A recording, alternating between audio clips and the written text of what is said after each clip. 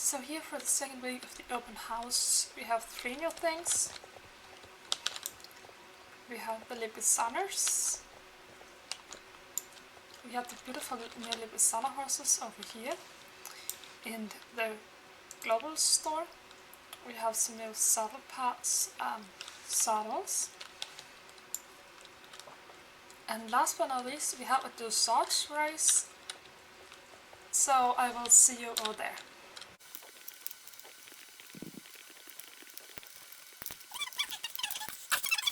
Welcome to this dressage arena. I got permission to run a dressage event to teach people the sport. Dressage is quite popular, but it's not really practiced here. You usually have to travel if you want to compete. I'm trying to drum up some excitement, because if more riders in Jorvik want to do dressage, then it might become a local thing, right? We have got some actual trainers and professional judges to come here. Sounds great, right? Do you want to try it out? Try out my introduction to basics dressage? Yeah, why not? Before we get started, the most important thing in dressage is performing the test correctly. It is not about speed, aim for the highest amount of points instead. So how do you get points? Well, by doing the dressage test as close to perfection as possible. Think of it as a dance choreography. You practice some moves and perform them to the beat, but instead of dance moves, you follow a set riding pattern in the arena as closely as you can while being in the correct gait. You get points for each pattern based on how well you did, ranking from 1 to 10, with the higher number being better. If you don't follow the intended pattern, let's say you go the wrong direction or galloping when you should be in canter, you get a penalty. 3 penalties in one pattern and you're out. Either start again or go back to training and memorizing the pattern. Since this is your first time, I will let you continue with the lesson despite how many mistakes you make, but I'll still call out the penalties because I'm not going to be blamed for teaching you wrong, alright? When you're ready, start by going to the first checkpoint in the middle of the arena while in a walking gait.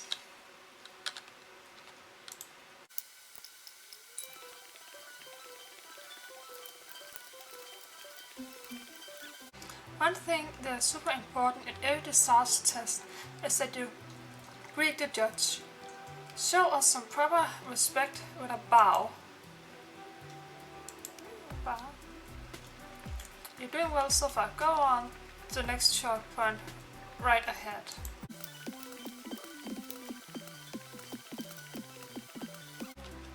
Turn to look behind you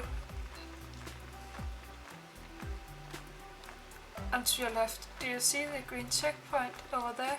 That means that once you reach that checkpoint, you'll be instructed to change gait. Gait changes flagged in advance with green checkpoints, so switch over to trot once you reach the point.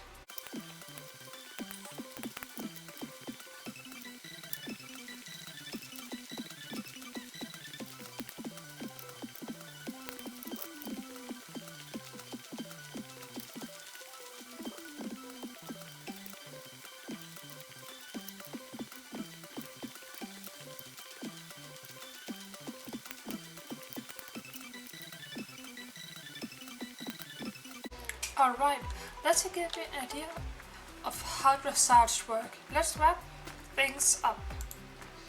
Just like I said hello, it's now time to say thank you and goodbye. Give the judge and audience a bow before exiting the arena.